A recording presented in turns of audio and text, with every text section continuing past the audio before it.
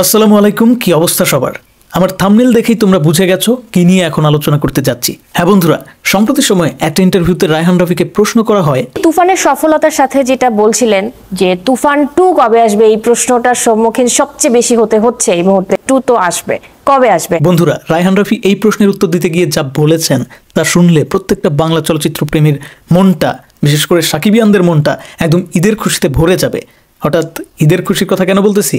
কারণ আছে, কারণ রায়হান রাফি বলেছেন তুফান 2 আসলে কোনো একটা কোরবানি দিয়ে আসবে। তো বন্ধুরা, বুঝতেই পারছো যে আসলে কেন এত এক্সাইটেড আমি, কেন এভাবে কথা বলতেছি, এত এক্সাইটিং লাগতেছে কেন আমাকে। আসলে আমাদের সিনেমা অঙ্গনে রায়হান রাফি শাকিব খান এই ধরনের কম্বিনেশন আরও 2-3টা যদি থাকতো না, তাহলে বুঝতে পারতে আসলে আমাদের সিনেমাটা কোন পর্যায়ে গিয়ে পৌঁছায়। এরকম ক্রান্তি লগ্নেও তুফান সিনেমাটা কি দারুণ ব্যবসা করেছে। যাই হোক, সেগুলো তো অতীত। বর্তমান এবং ভবিষ্যৎ হচ্ছে তুফান 2, যেটা নিয়ে এক্সপেকটেশনের মাত্রাটা অনেক বেশি হাই। আর সেটার কথা চিন্তা করেই নির্মাতা এবং প্রোডাকশন হাউসের যারা দায়িত্বরত আছে তারা সবাই চায় তুফান 2 যেন তুফান প্রথমটার থেকে অনেক অনেক গুণে এগিয়ে থাকে এবং অন্য একটা লেভেলে যেন বাংলা সিনেমা চলে যায় তুফান 2-র মাধ্যমে। একদমই বেশি বেশি কিছু বলতেছি না।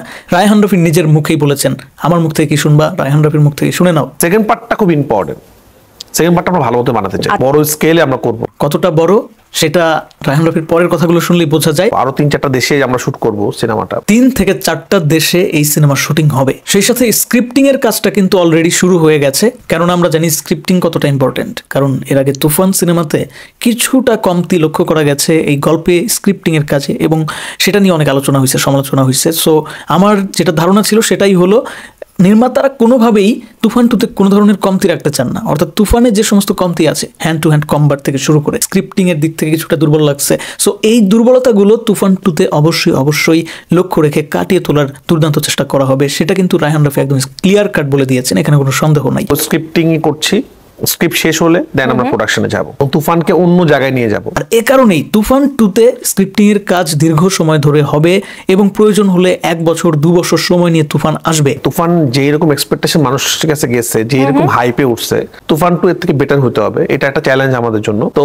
একটু সময় লাগবে। তুফান 2 1 বছর 2 বছর সময় নিয়ে নির্মাণ হবে, তারপরে আসবে, কিন্তু কোনো কমতি রাখা হবে না। তবে যদি ভাগ্য ভালো থাকে, যদি ভাগ্য ভালো থাকে তাহলে কিন্তু তুফান 2 কবে আসবে এটার উত্তরও রায়হান রফি দিয়ে দিয়েছেন। যদি ভাগ্য ভালো থাকে তাহলে আমার লাকি যে সময়টা কোরবানির ঈদ, সেই কোরবানির ঈদেই কিন্তু তুফান 2 আসবে। পাশাপাশি রায়হান রফি এটাও জানিয়ে দিয়েছে যে 2025 সালে, অর্থাৎ যে আসন্ন সালটাতে রায়হান রফির 2টা সিনেমা দর্শক দেখতে পারবে।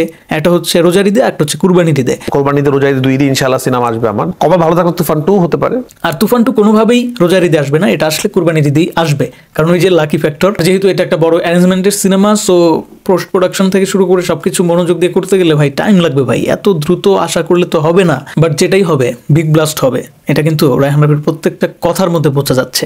আর আমরা জানি যে রায়হান রফি অ্যাটলিস্ট চাপা মারে না, যা বলে একদম যেটা আসলে সে পারবে সেটাই বলে। ইতিমধ্যে সে করে দেখিয়েছে, এবং তুফান 2 যে 100 কোটির কালেকশন ছুঁয়ে ফেলবে এটা নিয়ে আমি খুবই আশাবাদী। এটা নিয়ে আমি খুবই আশাবাদী, কারণ তুফানই অলরেডি 80 কোটি 70-80 কোটির মতো কালেকশন করে ফেলতে পারতো, কিন্তু আসলে দুর্ভাগ্যবশত আমাদের দেশের অবস্থা খুব জটিল কঠিনের রূপ নেয়। আর যা হয়েছে ভালো হয়েছে, ইতিবাচক হয়েছে। তবে আশা করছি ওইরকমটা আর তুফান 2-র ক্ষেত্রে হবে না। আমরা তুফান 2 দিয়ে 100 কোটির কালেকশন পার করে ফেলবো, কেননা এই সিনেমাটা হতে যাচ্ছে ইতিহাসের সবচেয়ে বিগ বাজেট, প্লাস অনেক ভেরিয়েশন থাকবে এখানে। আর ভিলেন ক্যারেক্টার থেকে শুরু করে বড় বড় সব চমক ভাই এই সিনেমার জন্য ওয়েট করতেছে। এখন অনেকের কাছে অবাস্তব, অকল্পনীয় মনে হইতে পারে, কারণ দেশের অবস্থা ভালো না, এই সমস্ত কথা এখন খুব হাস্যকর মনে হতে পারে। বাট সময় সবকিছুর উত্তর দিয়ে দিবে, কারণ সেইভাবেই প্ল্যান প্রোগ্রাম করা হচ্ছে। স্ক্রিপ্টিং এর কাজ কিন্তু থেমে নাই, চলমান। আর স্ক্রিপ্টিং এর কাজ শেষ হলেই তারা প্রি প্রোডাকশনের কাজও শুরু করে দিবে। সো বোঝাই যাচ্ছে যে এই সিনেমাটা নিয়ে মেকার্সদের আগ্রহ তুঙ্গে, এখনো তুঙ্গে, কারণ সিনেমা কিন্তু এখনো হাইপে আছে। বিভিন্ন দেশে, মালয়েশিয়া থেকে শুরু করে বিভিন্ন কান্ট্রিতে কিন্তু দাপিয়ে বেড়াচ্ছে এই সিনেমা। এছাড়া বাংলাদেশেও ভালো রেসপন্স এখনো পাচ্ছে। স্টার সিনেপ্লেক্সে 2 দিন আগেও শুনলাম যে তুফান চলতেছে। বন্ধুরা, কমেন্ট বক্স স্বাধীনতার জায়গা, তোমরা কমেন্টে জানাও যে এই যে রায়হান রফি বললো তুফান 2 আসবে, কোরবানি ঈদে আসার সম্ভাবনা আছে, এগুলো শুনে আর তুফান যে এত বড় অ্যারেঞ্জে ভাবা হচ্ছে, এগুলো শুনে তোমাদের কাছে কেমন লাগছে? বাংলা সিনেমায় যদিও এখন একটা সংকটময় মুহূর্ত চলছে, সেন্সর বোর্ডের যে সংস্করণ সেটা এখনো কমপ্লিট হয় নাই, কেন যে ঝুলে আছে জানি না। তারপরেও এই ধরনের রায়হান রফি, শাকিব খান, এদের দিকে তাকিয়ে আমার মনে হয় যে এখনো বাংলা সিনেমার আশা ফুরিয়ে যায়নি, বরঞ্চ অনেক বেশি উদীয়মান হচ্ছে, অনেক বেশি আশাটা আমার চোখের সামনে দৃশ্যমান হচ্ছে। সামনের দিনগুলোতে হয়তো বা সেটার দারুণ প্রকাশ ঘটবে।